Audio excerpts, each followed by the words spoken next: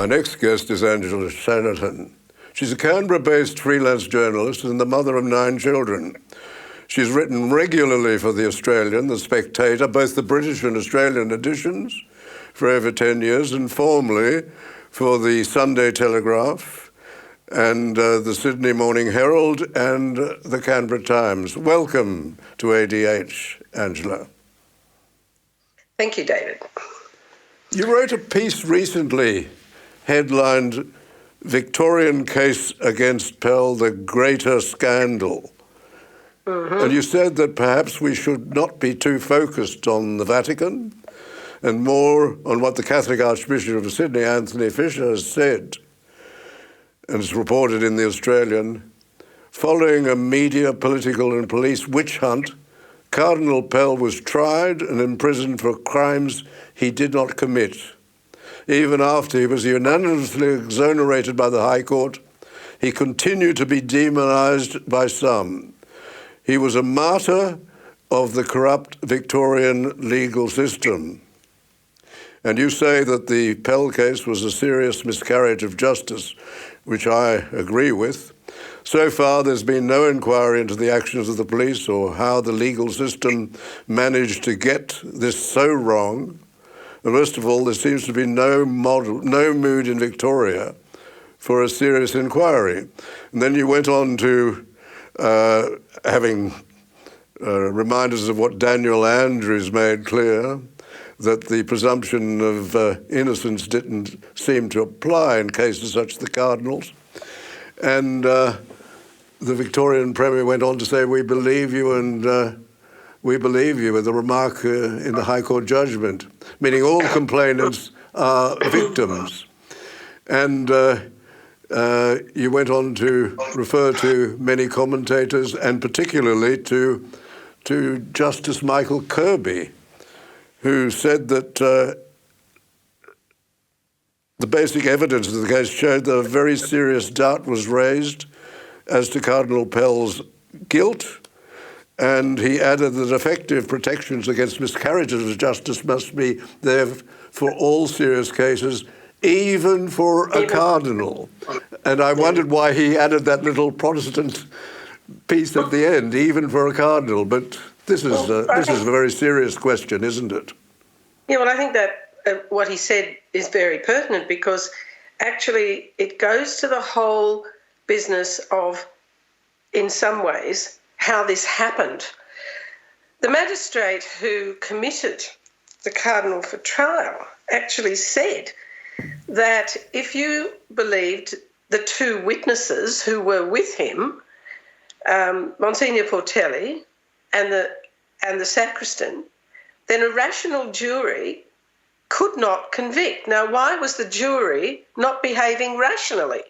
It was because of the public campaign against him. And this had gone on for years. It actually began a long time before he was accused. It began with the Victorian inquiry into child sexual abuse. If you go back and look at that, you can see that they were determined to pin something on him, anything. They started asking him all sorts of questions about, for example, the Melbourne response. Now, the Melbourne response was is the compensation scheme that he set up, because once it became clear that there was systemic child abuse, he realised that they would have to have a compensation scheme. So he set it up. This was characterised as paying people off, as paying for silence. And it wasn't. If it had been paying for silence, he would have kept it quiet. But he didn't. It was out there. It was in the public domain. They started to accuse him of doing the most ridiculous things. For example, at one point they started saying that he was setting himself up in a palazzo in Rome. The palazzo in Rome, where I have actually stayed, is not a palazzo. It's a hotel for pilgrims. And he had a little office in the hotel. That's it. End of story. Then there were other things, because, of course, there was systemic child abuse in Victoria. We know that. There were terrible things happening in Ballarat. And then the other thing he did, which of course didn't endear him to the general public, was that he accompanied Gerald Ridsdale to court. Now, none of this had anything to do with the charge against him, but it didn't look good, did it? No. And the reason, of course, that he accompanied Gerald Ridsdale was quite simple. He was a priest, and he accompanied him as a priest. Yes. Now, of course, as time went on, a lot of this, sort of built up in the public mind. And it was very difficult by the time they started to investigate him in Rome to disengage a lot of this. And of course, then there was the federal inquiry into child sexual abuse, with silly songs and a book by Louise Milligan, which had a whole lot of accusations in it. And that's all they were, accusations from people who were often so vague about the accusations that, in fact, even when he went to trial, they were thrown out. Well, just on that, the police, did they not? They set up this investigation before they had any complainant. They did, and they had to actually advertise. Yes, they advertised. It was extraordinary. Advertise for people, and not only that, but then when it actually came time to investigate and question people, all the choristers were willing to testify in his favour. They didn't want to know. They didn't want to know. As you know, my husband has written about this too, and he actually interviewed one of the choristers who was very willing to go to court and give evidence in his favour. Didn't want to know. Didn't even call him as a witness. No. One of the weaknesses was the judge refusing to allow a PowerPoint presentation of what happens at and following a high mass. And this was obviously necessary for those people who are not Catholics, but even for Catholics, to understand the process of how he would leave the cathedral in a procession and then place himself outside. And the whole accusation depended on his then suddenly going back in his robes and going against the congregation, who would be coming out, ignoring them, who would be trying to speak to him, and rushing into the sacristy to commit the alleged offence. And this was all impossible. Doing a quick change or something, I know. I mean, that part of it became almost farcical in the court. I mean, I didn't go to the court, but I know a lot of people I know at least two people who were actually at both trials. And it started to become a farce, all this stuff about having to change and going into the sacristy and what we... As a matter of fact, I don't think they were even using that sacristy at that point because they were doing some renovations. Mm. But this all just went out the window. The first trial, people should be reminded that the first trial there was a hung jury. And it's no wonder there was a hung jury. The jury was obviously, confused and at sea about what was going on. But, the main problem with the Pell case is this, and this is what I wrote about.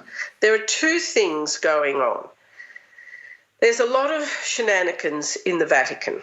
We all know that there's almost Byzantine sort of series of financial scandals that have been going on for some years, and it was his job to try and sort it out.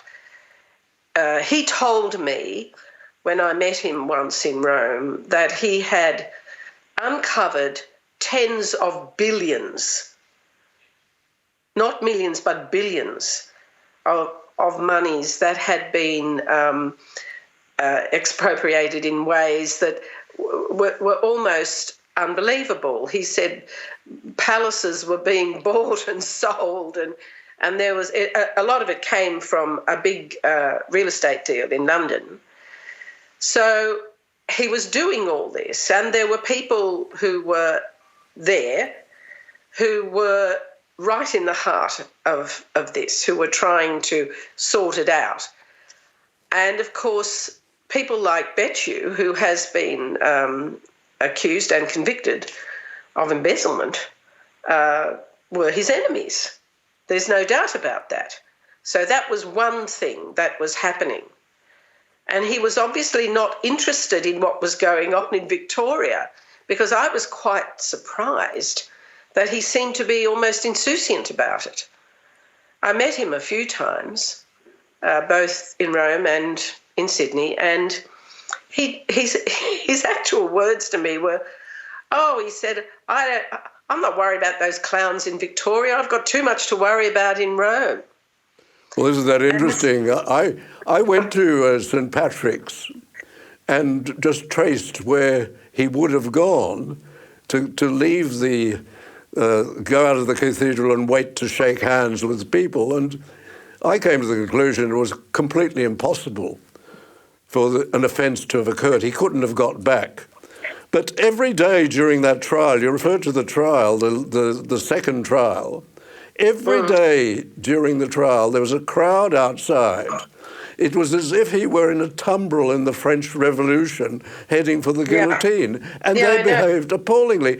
Why did the judge should not have allowed this? The judge should have said there will be no further trial unless you, the police, ensure that the accused person can come into the court in peace and the jury can't hear what's going on. Shouldn't the judge have done that? Well, I don't know why the judge didn't do that. Look, there's so many things that happened, but more to the point is that the police didn't actually have any evidence that he'd done anything. They had one complainant. In fact, originally they had two, but one of them died of a drug overdose, having told his mother that nothing happened to him, that they made it up. That they made it up. And this came out in court too. But the police had no evidence.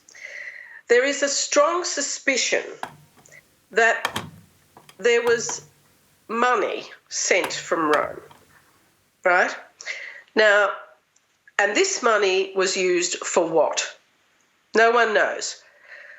I've heard all sorts of stories and theories about this, that it was used to pay off the complainant, that he bought a house. I said, actually, somebody told me this, and I said, well, so what? You can buy a house. There was all sorts of ideas about what happened to that money. Now, it's possible that nothing happened, and it's possible it had nothing to do with Cardinal Pell. It's possible that it was just money, some money that was being laundered, because they were laundering money all over the world. But when you go into if there were an inquiry, one of the aspects of that inquiry would be the role of the ABC, because it seemed to be that they were leading the media charge, and it's never been corrected, and they should not have been allowed to do what they did. And you wonder, what's the point of having a board and a chairman and a general manager if they can't control their staff from targeting somebody and releasing such an agenda which resulted in such a miscarriage of justice? Yes, well, they were leading the charge even before 7:30 put out its program with a whole lot of things that he was supposed to have done, and people accusing him on television. Before that, there was the silly song. There was Louise Milligan's book. Look, I think that what you have to realise is that there is a certain, how shall we call this, a kind of a coalescence of things that happened. There's a general public suspicion that perhaps he was involved in something. A lot of people said to me, well, even if he hadn't done anything, he might have known that there were things going on and he didn't do anything about it. So what? That's not what the charge was. The charge was that he was guilty of a particular crime, you know. And a lot of people will say, oh, well, he should have taken one for the team. There's something else going on here, David, as you might realise, and perhaps listeners will realise, that, you know, there are different spectra in the church, different ideas about how things should be. You've got the ultra kind of post-Vatican II lefty wing. You've got the ultra right wing on the other side who see every conspiracy under the sun, and then you've got all the people in the middle, of which I am one. Sounds like the Church of England. Well, frankly, I have no idea. All I know is that this man was charged with a particular crime. There was no sense right from the beginning that he could rely on the idea that he was innocent before he was guilty. Nothing like that. He went there. The DPP, or the Office of Public Prosecutions in Victoria, threw out the charge 3 times. Not once, not twice, but 3 times. And it was only the police who decided to prosecute. And pursued it. And there's no one who's asking the question, why? Why did the police do this?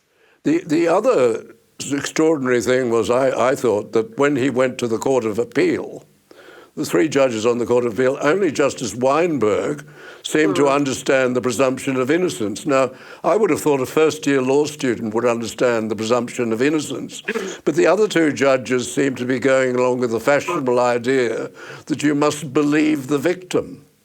And I was delighted by the High Court's decision, because I didn't expect it to be unanimous. It should have been unanimous, but it was wonderful that they were so clear in coming to the conclusion that no jury, rationally directed and making a rational decision, could possibly have come to the conclusion that they came to.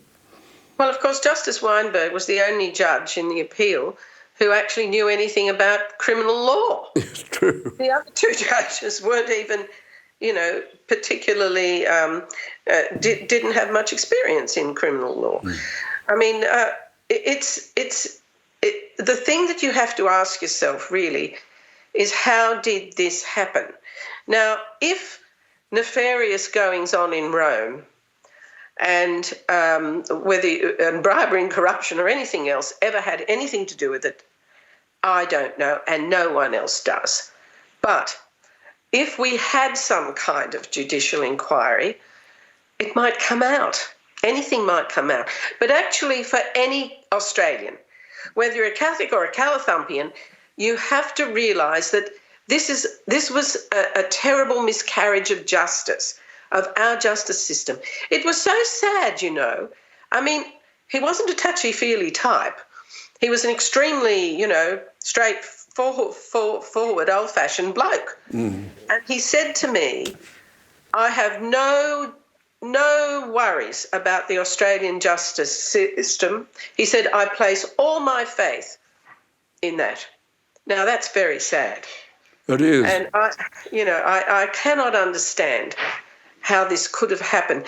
It doesn't matter what you thought about him as a human being, as a person, as an archbishop or anything else. What matters is that he was another Australian person who had a charge against him, and it was obviously false. It was obviously false.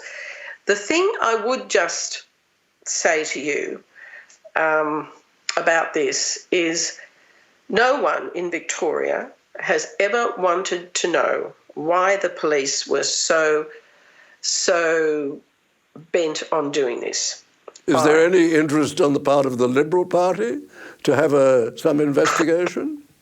They seem to be having a lot of troubles of their own without any more investigations into anything. But I have to say that there was always a lot of... Look, if you really think about it, think about how bad things were. We know that there was a lot of child sexual abuse in certain areas in Victoria, and it was not prosecuted. It was not picked up. Nothing happened.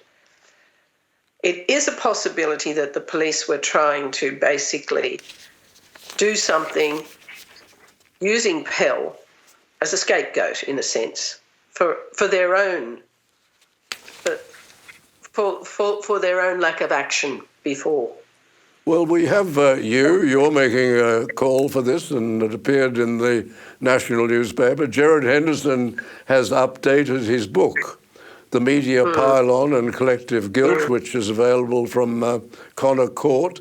And I noticed that in the current quadrant, he also has a piece which is an edited version of an address that he gave. I think there's an annual address in relation to Cardinal Pell. So there is an interest, and we have Justice Michael Kirby calling for one. He says even if he were a cardinal, and that's important. If a cardinal can be treated this way, a prelate of the Catholic Church can be treated this way, that means everybody in Australia can receive the same treatment by police who are so guided that they're persuaded by the media, led by the ABC, to attack a particular person. Well, the presumption of innocence is under a lot of threat, particularly in sexual assault cases. Whether you're a footballer or a cardinal, there has to be evidence that you've done something. Yes. And if there is no evidence, and if, frankly, all you have is rumour and public pylon and basically a very strong streak of anti-Catholicism in certain areas, what are you going to do? I mean, I think that really, in the end, look at some of the cases that have been reinvestigated. We have people like the Folby case. We've got the Azaria Chamberlain case. We've got all those cases that have been reinvestigated, but they won't investigate this. Would you say when 7 judges of the High Court threw it out? I mean, come on, yes. That was a superb decision of the court, and it was so wonderful that it was unanimous. Before you go, would you say that the really important principle here, which is a basic principle of our civilization, and that is in criminal matters, the presumption of innocence must always prevail. Is that the lesson that we have from this? I think at the bottom line it is. I think you're right. I think that is the bottom line with the Pell case. And as you said, it doesn't matter who you are. Any Australian could be fitted up with something if this happens. I mean, they went to great lengths to fit him up. I mean, having the charge thrown out 3 times by the Office of Public Prosecutions is really quite unbelievable. He told me when I saw him in Rome once that they tried to accuse him of something, or they accused him of something that he couldn't possibly have done because he wasn't even in the country. Yes, I remember that now. You've jogged my memory. Well, Angela, you've made a major contribution here. This is a very important point, and I certainly do enjoy your contributions in the media. And may I say, please keep on doing what you're doing because it's very important. Thank you very much. Thank you, David. Thank you.